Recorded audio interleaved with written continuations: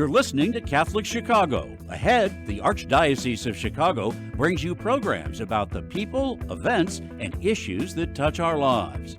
Welcome to Catholic Chicago.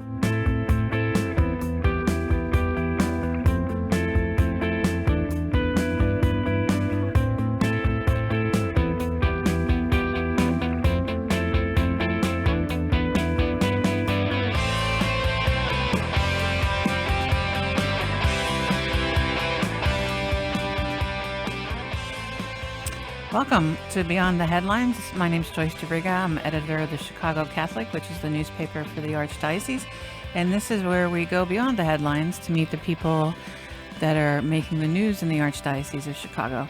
And before we get into today's guest and the topic, I wanted to just give a shout out to our coverage on Ukraine and what's been going on around the Archdiocese. It's been phenomenal to see the parishes and the schools rallying around not only some of the Ukrainian refugees that are coming in, but also rallying around generating support, for the Ukrainian refugees. We have 3 different parishes, for example, who've raised over $150,000 total for the refugees in Ukraine. 2 of the pastors are Polish, so they've been in touch with Catholic Charities in their home diocese, so the money will go right there. They're also sending medical supplies, so it's really phenomenal. If you go to chicagocatholic.com, you can see these stories. You can also subscribe. We're $25 a year, and you can also sign up for our free e-newsletters. So now today, I'm excited to have Becca Sire. She's the Director of Campus Ministry from at the St. John Paul II Newman Center at the University of Illinois, Chicago. Apologies. And they just finished a renovation on their chapel, which is part of a bigger renovation of the Newman Center, which hadn't been renovated in a long time.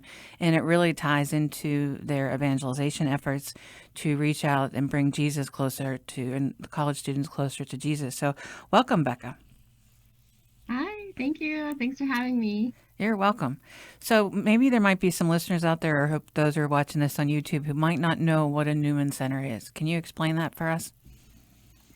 Sure. So Newman Centers really stem from St. John Henry Newman's vision to have a Catholic presence on a secular institution. And so they're all over the world, especially in this country, on different secular institutions as a space for, one, just Catholic community, so the Catholic students on campus can come and learn and grow in their own faith, and just have this space to continue growing and learning about their faith that they're saying yes to. But also it's this opportunity for non-Catholics to come and experience community and potentially have an encounter with the Lord through community, through different formational opportunities.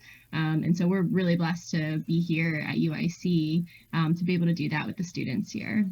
Yeah, I went to Penn State, and we had one on Penn State's campus. Yeah, they really are wonderful resources, in evangelization efforts for the church. So can you give us a little bit of history on the renovation? It started with the meeting, the gathering space, and turned it into one part of a coffee shop, which is really neat, and the other part is the student center. Can you tell us about that? Sure. Yeah. So this building itself has existed here since 1980. And so the past few years, we've noticed that it was kind of dating itself, having existed since then. So a big renovation was just ripping up all the carpet, putting really nice flooring, painting. We had actually all the seminarians from the Archdiocese of Chicago came and had a big service day where they were here helping us with a lot of the, little renovations such as painting and such. Oh, wow. So that kind of led into Father Connor Danstrom. He's our chaplain and director here. He had this vision. He'd been seeing it at a few different Newman centers around the country of opening a coffee shop. We had this huge lounge space. It didn't really have any definition. And so he said, how about we kind of section off the lounge and create a coffee shop here, with the bigger vision of having this really almost secular space that students can come, no matter if they're Catholic or not, have a really good cup of coffee and potentially have a really good conversation with someone that could lead to a deeper, longing for getting involved in this community or learning more about the faith. And so that was a really big renovation, is just creating that coffee shop here, which of course there was a lot of details with that. Obviously the aesthetic piece of getting really nice tables. We had a former coworker of ours, her son does woodworking, so all of the tables in the shop now are handcrafted, which is really, really beautiful. So we were just creating this really beautiful space. We bought an espresso machine. We taught students how to be baristas, got all the kind of logistical pieces of running a coffee shop down. And then we needed the people. So we were able to kind of, by word of mouth, share about this coffee shop, and the students love it. They walk in, they're like, this is a really cool space. So one, they want to bring their students, the students want to bring their friends. To come and do. I know a lot of group projects happen here. We have some smaller study rooms that they can do their group projects and everything. So they're meeting here with their fellow peers. They're enjoying a cup of coffee, having meetings, having one-on-ones here. They're bringing their lunch and having it here. We have professors on campus that come and bring their colleagues here to get a cup of coffee in the middle of the day. So it really is serving this UIC community. And what's really beautiful is that we do have non-Catholics coming. Like actually, any given day I'll walk in there and about half the room I either don't know or I know that they're not Catholic, which is just so cool to see that they're feeling welcome in this space and can come and try it, kind of come and see. And then potentially, through really good hospitality, through a good cup of coffee, through these conversations, we can invite them into something deeper. And the opposite end of the lounge, so like I said, we sectioned it off. We have this quiet study space for our students. So a lot of students will just come and they just need a place to either take an online test or study, but there's not a lot of quiet study space on campus. So they're able to come and have that space. Again, another form of hospitality for us is we're able to offer that for them. And then eventually maybe they'll head over to the coffee shop to get some refreshments during the day. But that leads to this greater renovation of the chapel. Again, with this building being 1980, we wanted to just give these students kind of a hidden gem on campus, to have this really beautiful space for them to come and just be with the Lord and pray. And a lot of students will just pop in there. Most of them are coming to our daily mass, which is really awesome. But a lot of them will just pop in like either right after class or right before an exam. They're going to come say a little prayer before they go take their test. And it's just really cool to see that happening here. Well, we're going to take a quick break right now, and then I want to come back and we can talk about some of the details in the chapel. It's really, really pretty, and I've been there several times over the years. So when I heard about this renovation, I was super excited because it was long overdue. So we'll be right back from Beyond the Headlines. Thank you.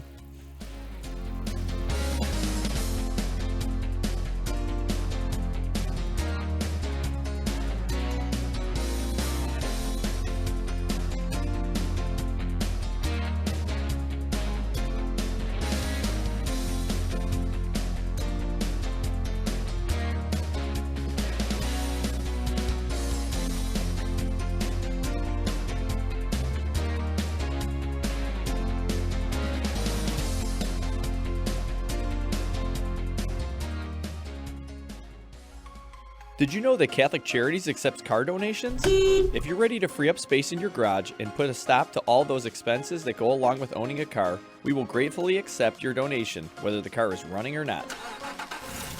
You choose a pickup time that is convenient for you, and we will make the donation as easy as possible free of charge. You'll receive a charitable donation receipt as well. We accept all types of vehicles nationwide, and you will know that your donation is made to Catholic Charities, an agency you can trust.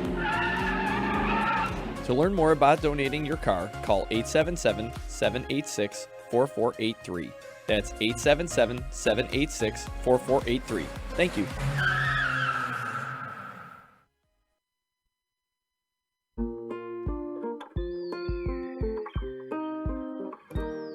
I feel special. I feel great. I got good grades. We've seen a huge surge in our kids now meeting or exceeding grade level.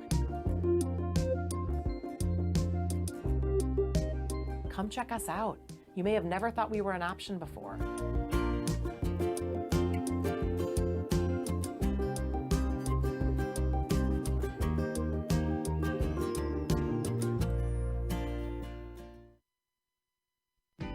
We are hiring. Catholic Charities of the Archdiocese of Chicago is looking for mission-driven individuals who want to help make a positive difference in the lives of people in need throughout Cook and Lake counties. Be part of a diverse, talented team of professionals in the largest human services organization in the Midwest. We are dedicated to helping people chart a more stable, happier future for themselves, and we accompany anyone in need, regardless of faith, gender, race, or ethnicity. Competitive salaries and generous benefits add to the satisfaction you'll have every day, knowing that you're helping us amplify our impact in Chicago. To see our list of employment opportunities, visit CatholicCharities.net.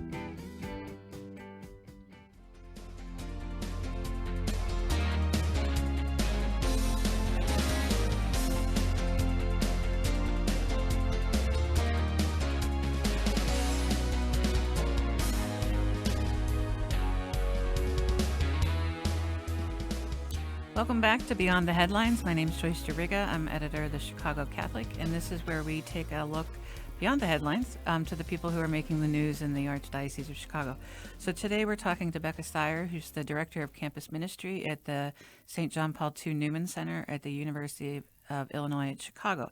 So they just renovated their chapel there, which was a little dated, and it in an effort to elevate the worship that these students are having on campus. And before we get into Becca's going to share with us some of the details of what's been done, I want to share a quote from Father Connor Danstrom, who's the director of the Newman Center, about some comments that he heard from the students about the effects of the renovations.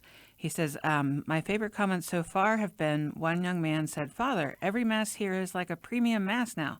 Even daily Masses feel like Sunday Masses," he said. And this one young lady said, "It's like I want to go to Mass because it's like practicing on a grand piano." He said, "That was my dream," Father Connor said, "to give the experience that I had to the kids here at UIC. I think that will bear fruit." So are you seeing that, Becca? When we were there talking to some of the students, they said there's a different energy now of the worship in the chapel.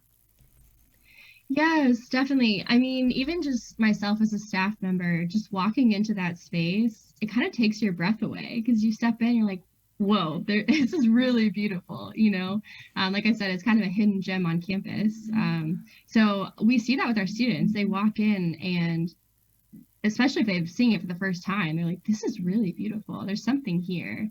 And I know, like I was saying earlier, a lot of students will just pop in there throughout the day to just say hi to the Lord and to spend time with him. And they have this desire to be in there and to spend time with him. The biggest thing was that, we ripped out the carpet. It was kind of almost 40-year-old carpet in there, and we replaced it with beautiful marble flooring. We have pews that were actually from a church in Bridgeport that were it was almost 100 years old, but we refurbished those, put them in, got new kneelers. We have this gorgeous crucifix that was hand done for us in Germany. It's just really beautiful tabernacle. There's stenciling on the back wall. We have this beautiful retiros, wooden retiros in there. It really does take your breath away. But yeah, and the stenciling in the back, just to kind of give a little detail, there's elements of the crest of St. John Paul II and also St. John Henry Newman. So our two patron saints here at the Newman Center, and particularly St. John Paul II Newman Center, we were able to take parts of the crest, and we had this wonderful man who literally stenciled it himself there, and it's truly beautiful. If you get an opportunity to come by and check it out, I really encourage you to do so, because it will take your breath away. It is a hidden gem on this campus that our students get to experience every single day, and we're just incredibly blessed. I think we take it for granted often, but to just go in there, it sets that stage for a potential encounter with Christ, because you just walk in and automatically you are ready to have that conversation, just to sit in the presence of the Lord. So it truly is really beautiful. And Cardinal Cupich dedicated it in January. He did, yes. And even when he was here, I think he said something to Father Connor like, wow, your students are really, I don't remember the word he used, but he could just tell that there was this air of devotion, this air of, I can't even explain it. They get it. They are ready. it's like they're sponges. They just want to absorb everything they possibly can, and soak it up, all this time that they get to spend with the Lord in different ways. But there's something here. It's really beautiful to be here to experience that every single day. But our students are so special, and I love them so much. It's amazing. Well, it's an interesting age group, right? And not everybody goes to college, but often when you're in college, you're on your own for the first time, UIC is more of a commuter campus, but still, you're going through more becoming an adult. And what are there typical questions that the students ask? Is there things that they're typically struggling with, or what challenges they might have facing their faith journeys? Yeah, I think for these students in particular, yeah, like you were saying, it's a primarily commuter campus. They're kind of in this, they're trying to find their independence, but they're also living at home. So they want to claim their faith as their own and start to explore that. But also they're being told what they have to do when they're at home with their parents. But for our students, I think this is pretty indicative of most college students, they just want to be seen, known, and loved.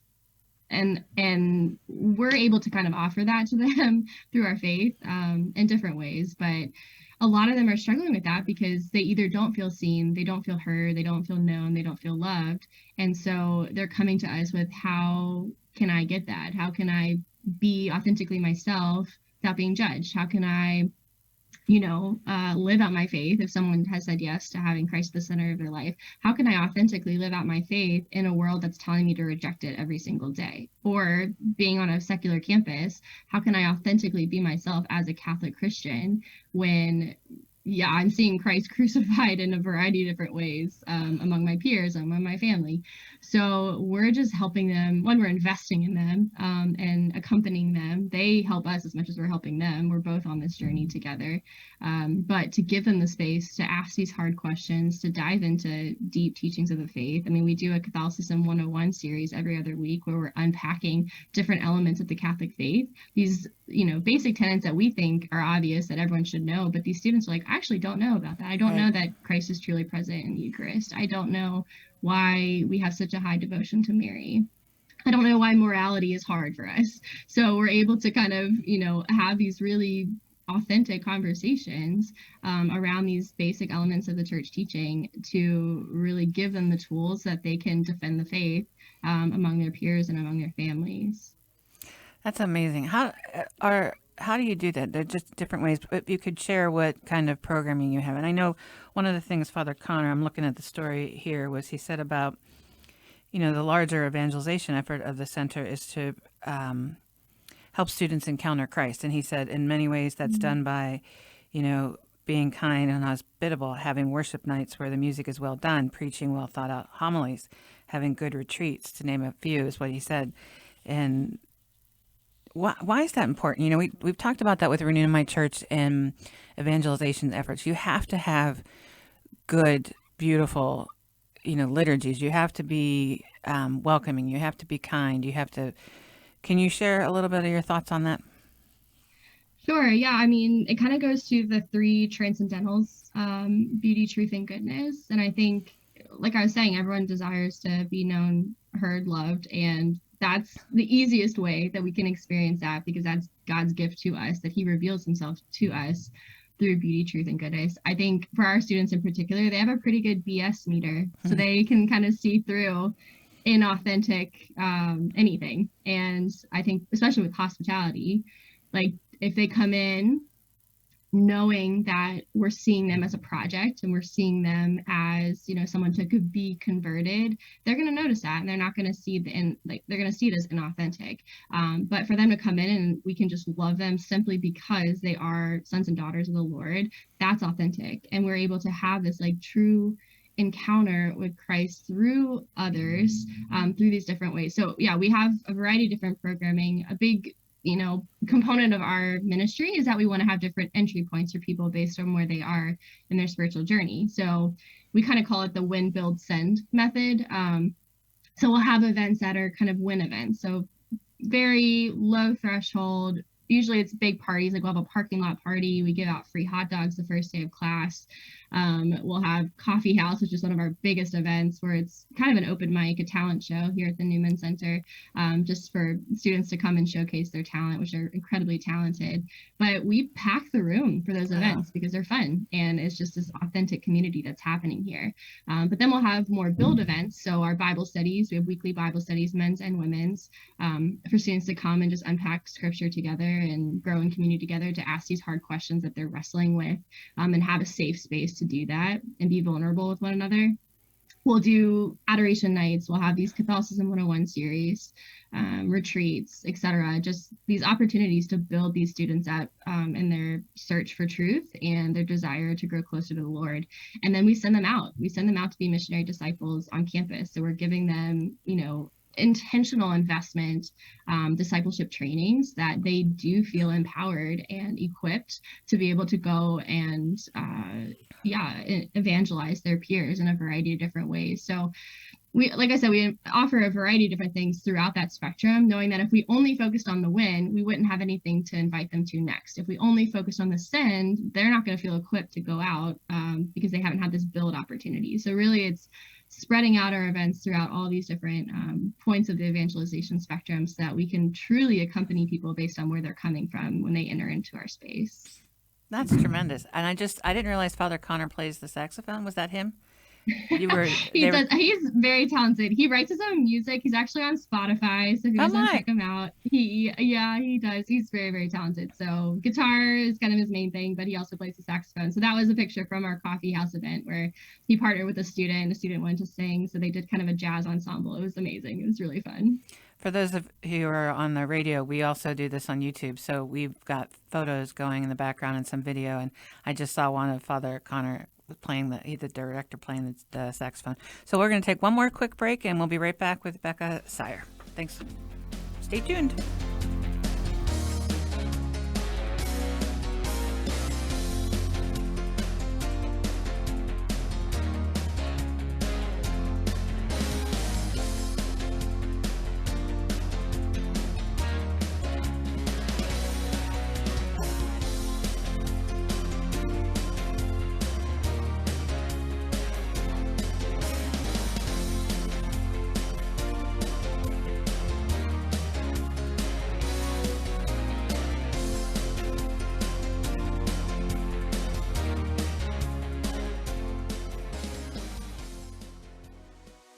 Catholic Charities has had the privilege of helping people in need in Cook and Lake County for more than 100 years. We would like to take this opportunity to thank our frontline workers who, despite the unprecedented challenges of the past 2 years, continue to excel at their jobs every day.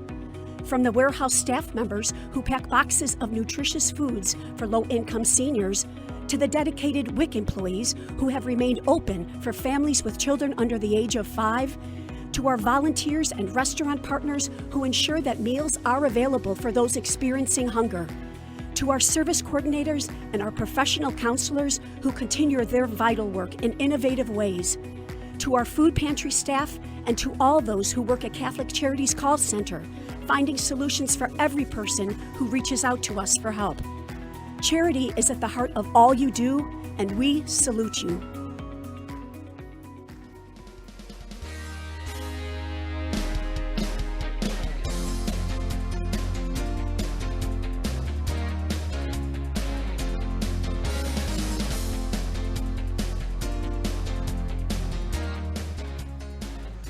Welcome back to Beyond the Headlines. My name is Joyce DeRiga. I'm editor of the Chicago Catholic, and this is where we take a closer look at those people making the news that we cover in the Chicago Catholic. And I would like to encourage everyone to go to chicagocatholic.com. You can keep updated on our coverage of Ukraine. There's lots going on in the Archdiocese, in parishes and schools, to support the people of Ukraine and the people in Poland who are taking in a lot of the refugees.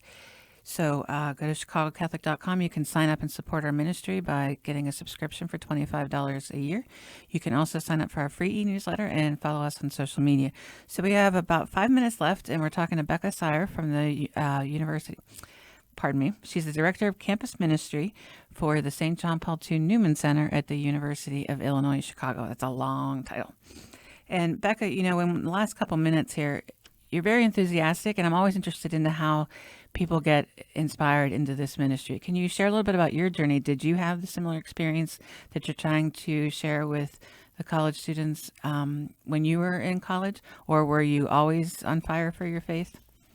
It's a great question. I'll try to go really quickly with it because it's a longer story. But yeah, I really have to give credit to my parents because they were so incredible in raising me and my brother and just kind of instilling this desire to have Christ at the center of our life. Like mass was never an option. We were always there, taking advantage of different retreat opportunities, youth group experiences, all that.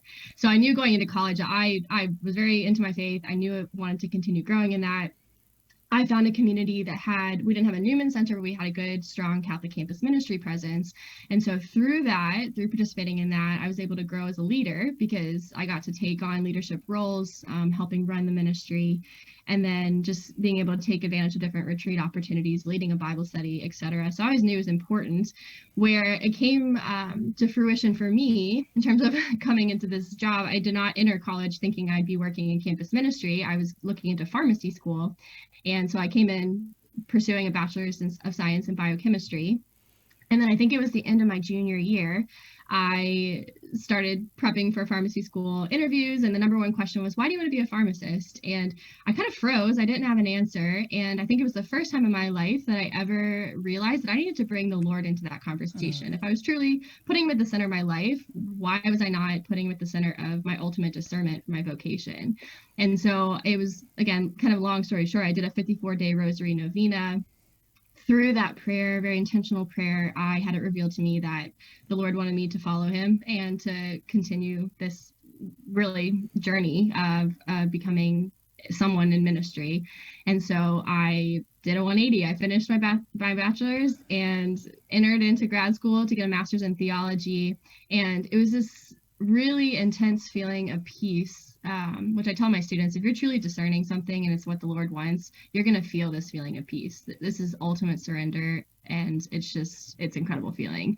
So for me, it is a joy. My students make fun of me because I always am saying, I love my job. I love my job. It truly is an amazing job. To get to be here to accompany these students, to have fun with them, to just experience life with them. But for me, it was just this feeling of ultimate surrender. The Lord was like, come follow me. And I was like, okay, let's do it. And it has been a joy ever since, especially here at this community. I've been here about 5 years now, and it has just been a joy to watch these students grow and to love them and for them to love me and for us to just, strive for sainthood together. That's our ultimate goal, is to get to heaven, and we're doing it together here in this space, and it's just really beautiful. Oh, praise Jesus. Thank you for sharing that. And so we've been talking to Becca Sire from the it's a long title. She's Director of Campus Ministry, the St. John Paul II Newman Center at the University of Illinois at Chicago. We've been talking about the renovations that have been going on there at the Newman Center and how they've been elevating not only the worship, but the encounter with Christ for the students on campus. And one last time, please go to ChicagoCatholic.com and check out our stories. Cardinal Cupich is always writing something that we're talking about the Pope and what we share what he says. And you can sign up for a subscription for $25, and you can follow us on social media or our e-newsletter. So thanks again, Becca, for coming here. And I'm Joyce DeRiga. This is Beyond the Headlines. And join us next time and have a gentle and joy-filled day. Take care.